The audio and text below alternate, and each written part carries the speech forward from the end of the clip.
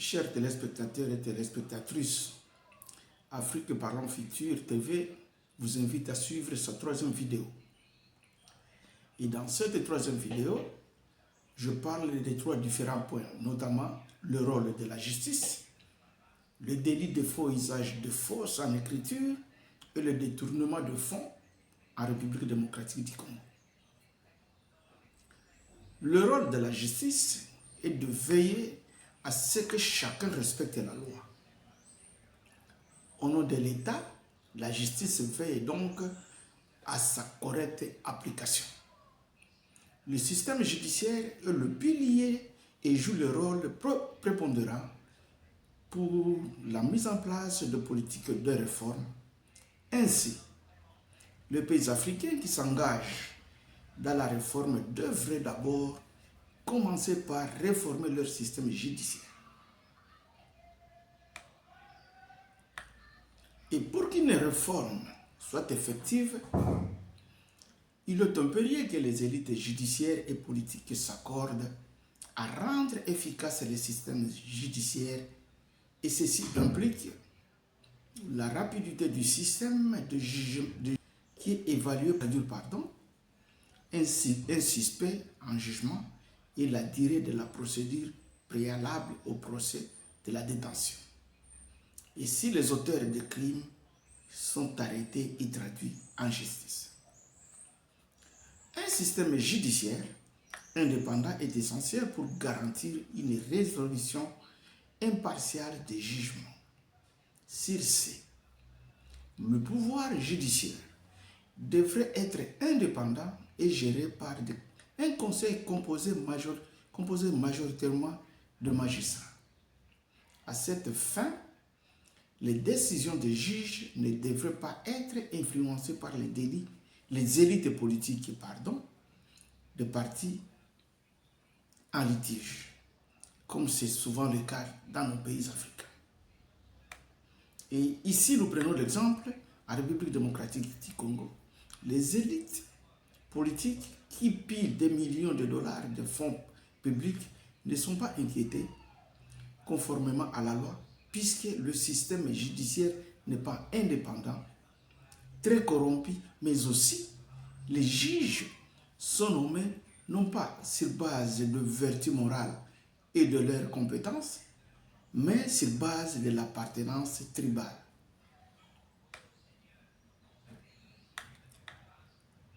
Et pour preuve, en 2020, question formulée par M. Tshisekedi Wamulumba contre la fraude électorale qu'il s'est tenu revendiquer avoir gagné le présidentiel n'était prise en compte par la Cour constitutionnelle. En plus, les élections législatives n'étaient pas organisées comme prévu par la Constitution, mais un arrangement avait remplacé les urnes. Dès lors, les députés qui avaient été nommés par Hippolyte Kanambe alias Joseph Kabila, sans que la Cour constitutionnelle ne s'impose, médiocrité des juges. Ces députés n'étaient pas redevables vis-à-vis du peuple qui ne les avait pas élus. Ils étaient donc redevables qu'à celui qui les avait nommés. Le même scénario s'est répété en 2019.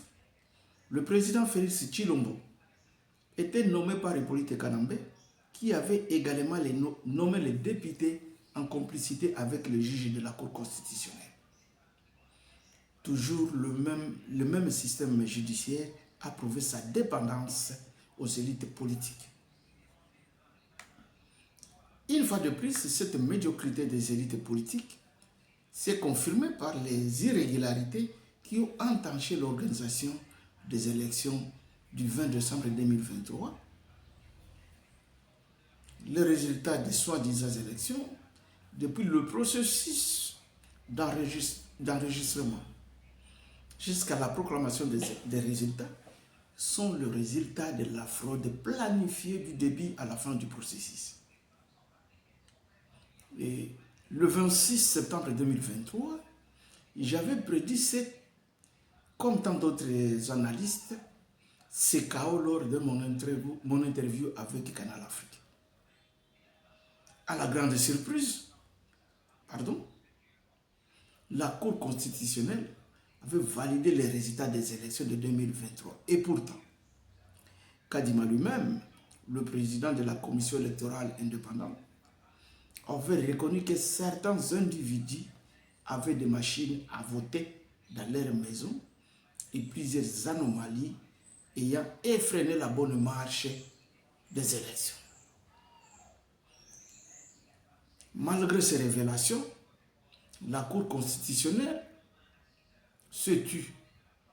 Et une fois de plus, les élites font preuve de leur médiocrité en prolongeant le pays dans l'incertitude, exacerbant la misère de la population congolaise.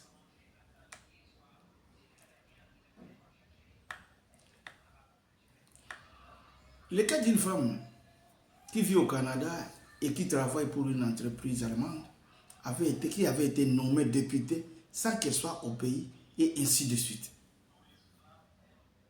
C'est la honte de la classe politique congolaise. Et comme conséquence, lorsque les juges sont alliés aux élites politiques, les jugements spécifiques seront dictés par les préférences des élites. De ce fait, les élites politiques ne leur laisseront pas l'indépendance prévue par la Constitution.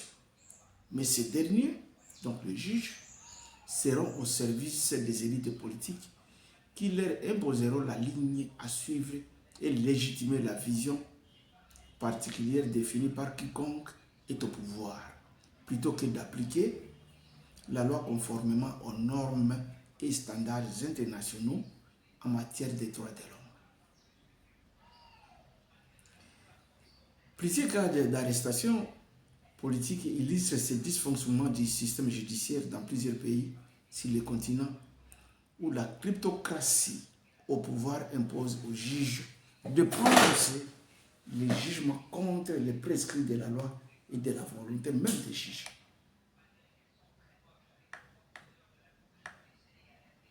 Et après avoir parlé des rôles de la justice dans un pays, c'est moi parler maintenant du délit de faux et usage de faux en écriture. Le droit pénal congolais, à son article 126, livre 2, Code pénal et livre 2, condamne le délit de faux usage de faux en écriture.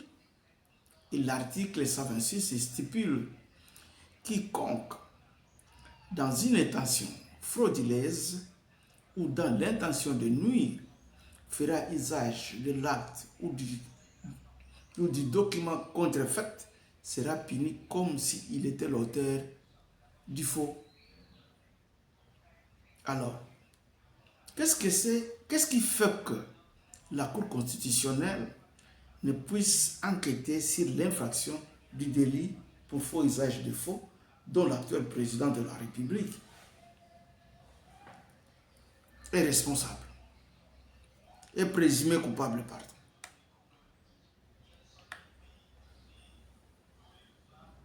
Alors, ainsi, si la Cour constitutionnelle examinait l'article ou appliquait l'article 126 du Code pénal, la candidature de M.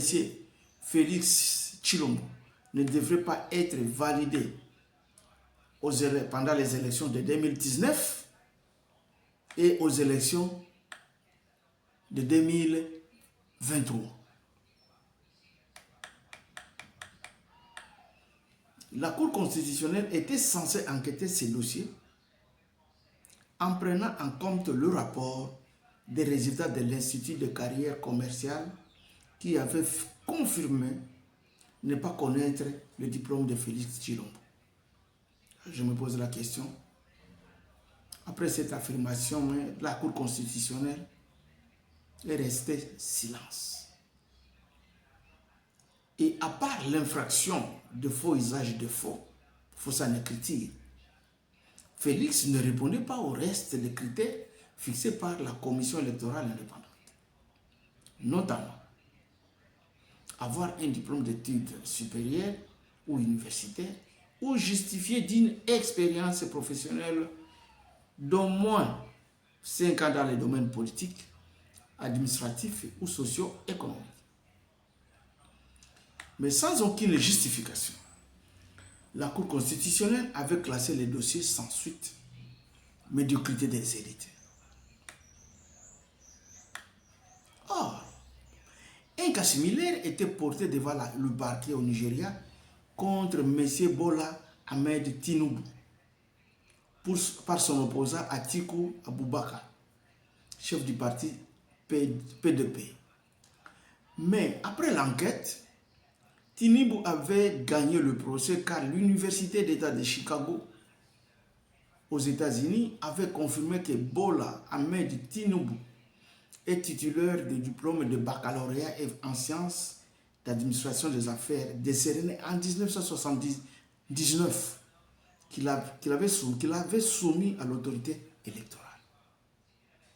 Ainsi, la commission électorale nationale indépendante du Nigeria avait validé la candidature de Tinubu. Eh bien, je ne suis pas un expert en droit. Cependant, en analysant le comportement des juges concernant les cas de délit de faux et usage de faux, fausse en écriture, commis par Félix Tshilombo, délit réprimé par la loi à son article 126, Code pénal livre 2, la Cour constitutionnelle n'avait pas initié un procès en charge de l'accusé, moins encore présenter le jugement prouvant l'innocence de M. Félix Tshilombo qui avait conduit la Cour de valider sa candidature en 2019 et en 2023. Alors, quel motif une telle infraction a été ignorée? Ont-ils appliqué la jurisprudence? Seul Dieu connaît. Mais, examinons un peu brièvement qu'est-ce qu'est une jurisprudence.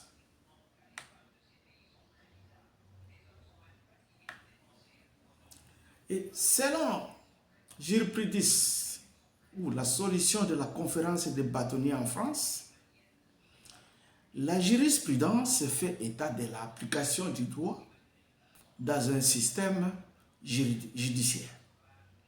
Et le rôle de la jurisprudence, comme source de droit, est d'adapter l'application des lois au temps et d'assurer une certaine sécurité judiciaire.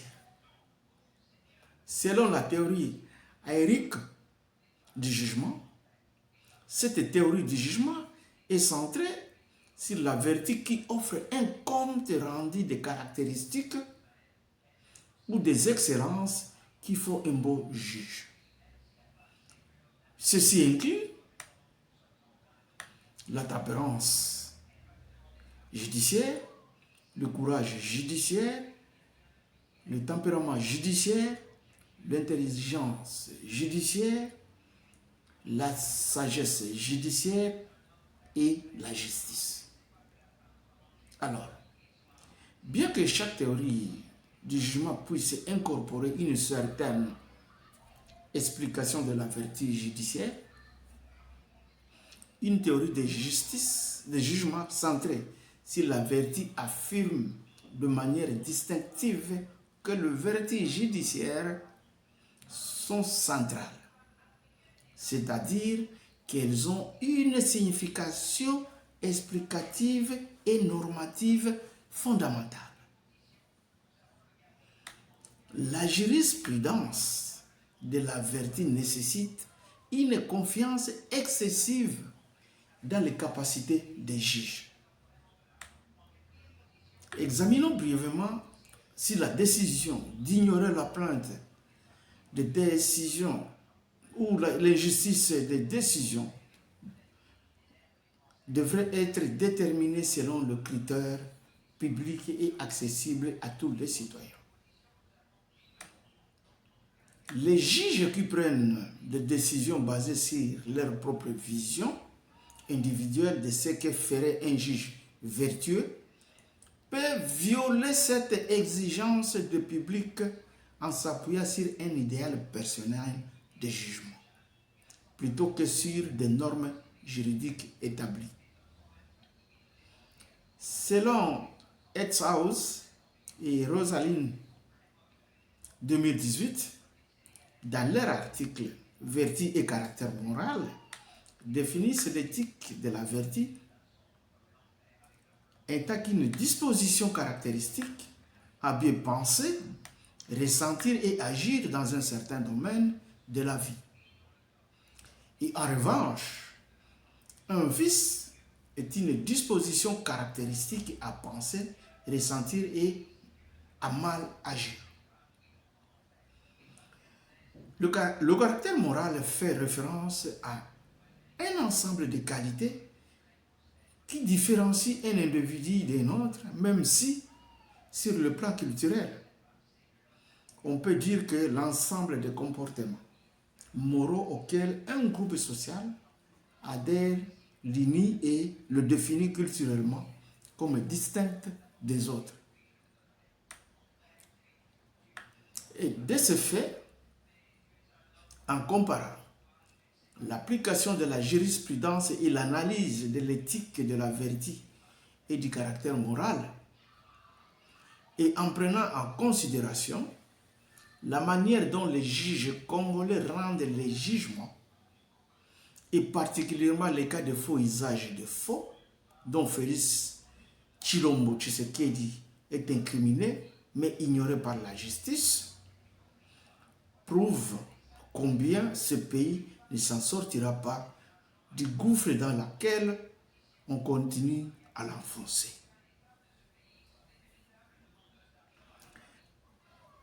Alors, après avoir parlé du délit de faux et usage de faux dont le président de la République est présumé coupable, d'ailleurs pas présumé mais il est coupable puisque le preuve, l'université avait nié l'existence de la faculté dont il prétendait l'avoir octroyé son diplôme. Donc, c'est une preuve qui prouve que la justice congolaise est très corrompue et ne servira pas au changement dans ce pays. Et après avoir parlé du délit de faux usage de faux, nous voilà passer au dernier point de cette présentation, qui est le délit de détournement de fonds par les agents de l'État. Pour les délits de détournement de fonds publics, la loi prévoit à ses articles 145 bis et 146 du Code pénal 1, abrogé par la loi 86/030 du 5 avril 1986, prévoit les peines qui doivent être infligées aux agents publics reconnus coupables de détournement de fonds.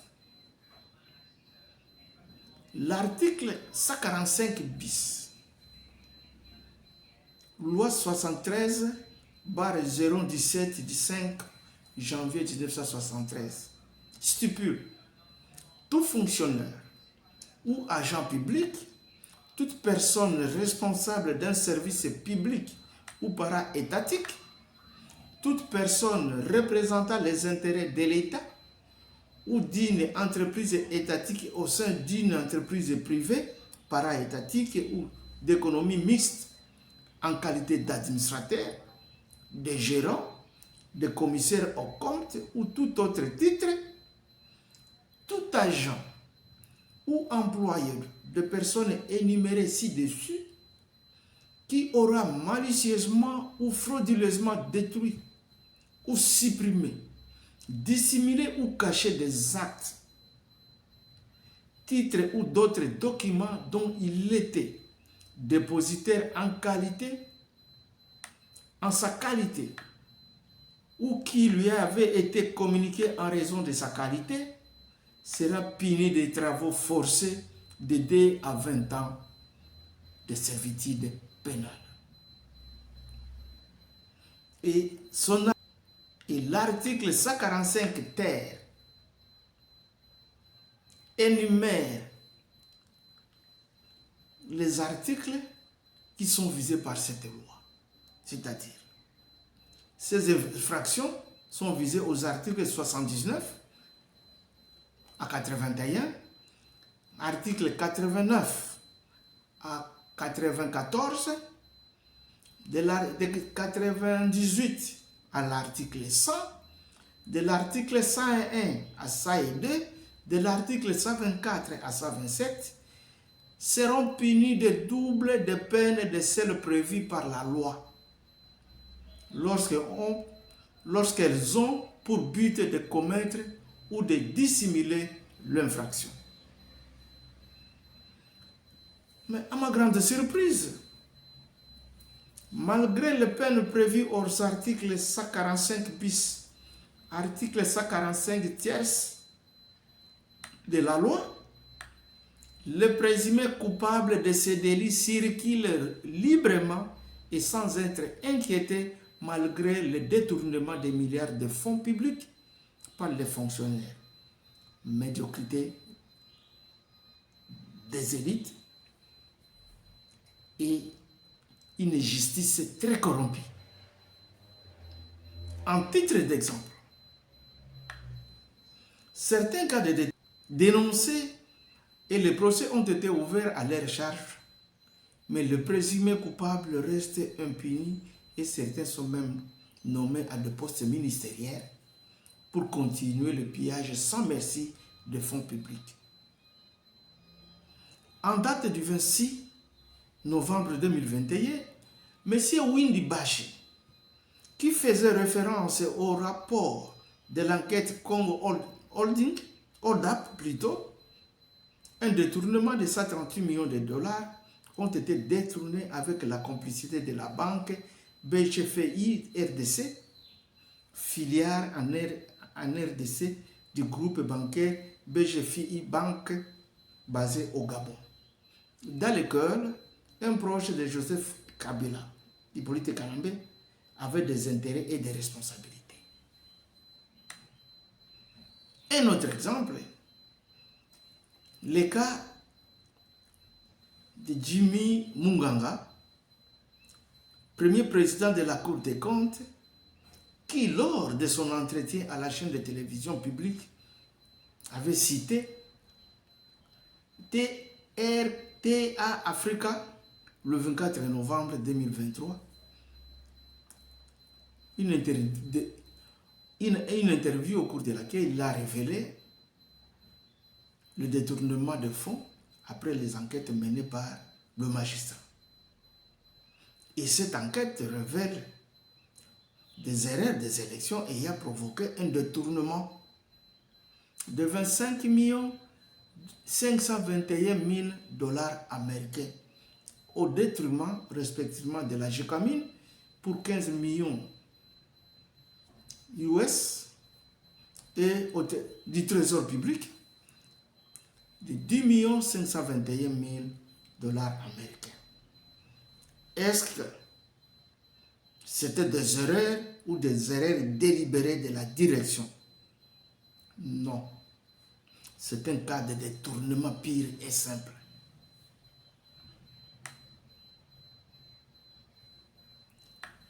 Un autre cas, c'est le détournement de 115 997 106 dollars destiné au financement du parc agro-industriel de Bukangalonzo dans lequel M. Matata Mponyo et Chris Gobler sont accusés de délits de détournement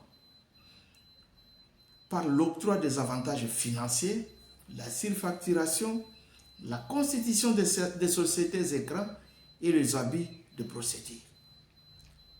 Et depuis que le procès est initié, nous connaissons tous la suite. C'est comme si ce dossier a déjà été jeté au calendrier grec. Un autre cas, l'exemple de M. Vital Kamerhe, qui a été condamné à 20 ans de prison, des travaux forcés, ainsi qu'à 10 ans d'inéligibilité pour détournement de fonds publics et corruption aggravée. C'était ça la prononciation du procès. Pour avoir détourné 50 millions de dollars américains destinés à la construction de 4500 logements sociaux dont le procès était retransmis à la télévision nationale. Nous savons tous la suite. Et M. ce dernier, après des arrangements politiques, il était libéré. Et quelques mois après, il était nommé vice-premier ministre et ministre de l'économie. Médiocrité des juges. Médiocrité de l'élite politique. Et selon l'information relayée par la radiographie nette du 17 novembre 2023, un autre cas de détournement de fonds publics est alloué à la construction et à la réhabilitation des routes et des dessertes agricoles sous la rubrique de la deuxième phase de ce programme de développement local de 145 territoires.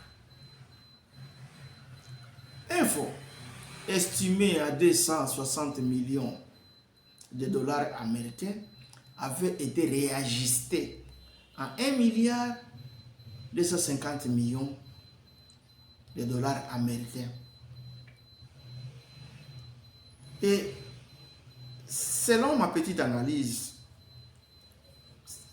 concernant la déclaration conjointe de Madame Judith Tukula, nommée Premier ministre par Félix Tshilombo, et son collègue Patrick Muyaya, porte-parole du gouvernement, prouve l'amateurisme dans la gestion de programmes par des personnes censées être équipées avec les notions élémentaires de la gestion de projet.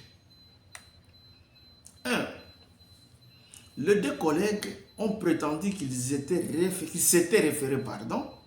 sur des données d'anciens programmes qui finançaient les routes et qui avaient établi un certain nombre de données. Cet alibi ne tient pas debout car l'étude de faisabilité est l'étape d'exploration d'un projet afin de déterminer sa validité. Et pour leur information, une étude de faisabilité vise à fournir une évaluation indépendante qui examine tous les aspects d'un projet proposé, y compris les considérations techniques, économiques, financières, juridiques et environnementales. Alors, les 4 considérations énumérées ci-haut doivent être analysées avant l'approbation du démarrage d'un programme national. Néanmoins, dans le contexte de ces projets de réhabilitation des routes, on pouvait ignorer les 3 autres aspects, puisqu'ils répondent déjà aux besoins de la réhabilitation et de la construction de ces routes. Mais l'aspect faisabilité, l'étude de faisabilité ne devrait pas être exclu. Car, sans les données techniques prélevées par une compagnie topographique fiable, ou les données techniques prélevées par les topographes au sein des services publics,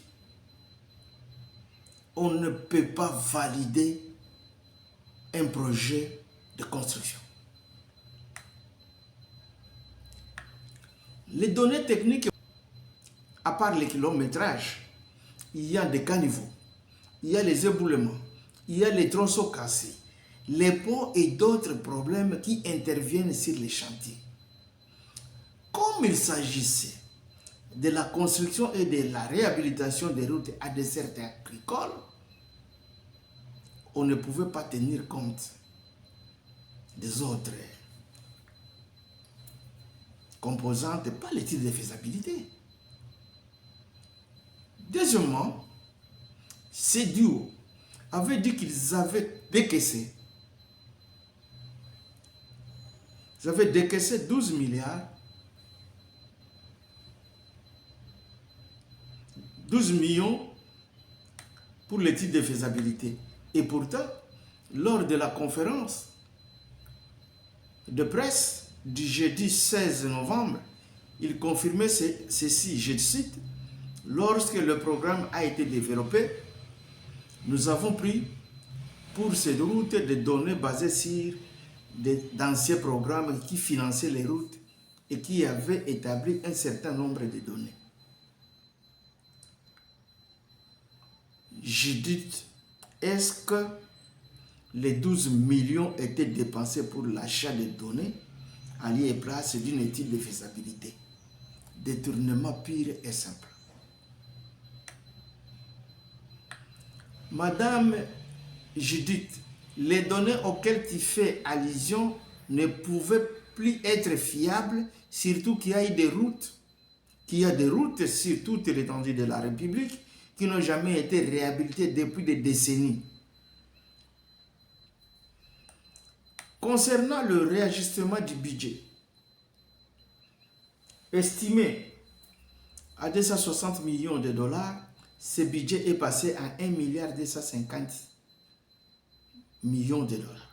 Madame Judith Toukoula et son collègue Patrick Mouyaya, pouvez-vous prouver aux contribuables congolais les éléments techniques justifiant les prétendus réajustements de fonds alloués à la réhabilitation et à la construction des routes à des secteurs agricoles? Et combien de routes qui étaient réhabilitées et qui sont opérationnelles?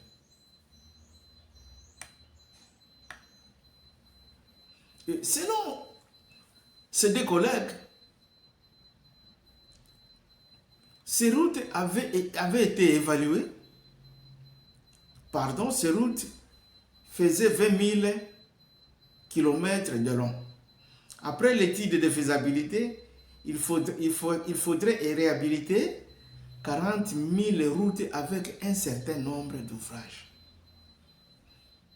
Les 40 000 routes avec un certain nombre d'ouvrages provenaient de quelle cartographie routière par province? Or, il y a 150 000 tonnes de maïs en stock dans la localité de Igoboro et d'Ariwara en territoire d'Aro, situé à 230 km de Mbounia, risque de se détériorer car les routes sont impraticables. Madame la Première ministre, est-ce que ces tronçons n'étaient pas parmi les prétendus 40 000 routes?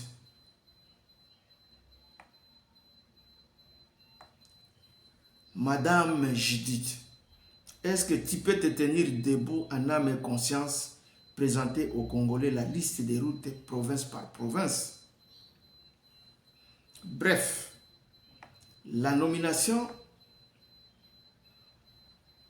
de Judith au poste de Premier ministre par Tshilombo, président fraudeur des documents académiques et des élections présidentielles, n'est pas pour avoir rendu des loyaux services à la nation, mais plutôt qu'une collation pour avoir orchestré le détournement des montants colossaux au détriment de la misère de la population congolaise.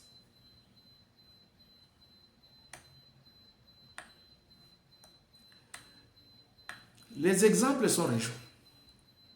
Le cas de détournement de millions de dollars américains alloués au forage et à la construction des réseaux de distribution par Peter Kazadi et ses associés criminels Rubota et Mukulu Pombo, qui justifie qui jusque-là circule librement, prouve l'inefficacité de la justice. Qui circule, bien que les autres ont été mis à garde à vue, mais on a permis à Kazadi de quitter, de s'enfuir. Un présumé coupable de détournement, mais la justice l'a facilité, la faute, médiocrité des élites politiques. Une justice corrompue.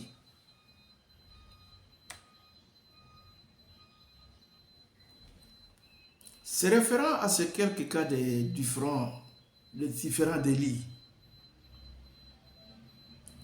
dont les juges ont classé sans suite comme les droits n'avaient pas été violés par différents délinquants, prouve combien les juges concernés ne tiennent pas compte des rôles de la législation dans la promotion de la vertu.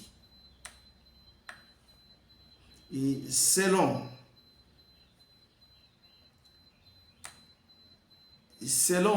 Lawrence B. Saloum de 2018, la théorie modèle de l'épanouissement humain et des vertus a une implication évidente pour la théorie normative de la législation.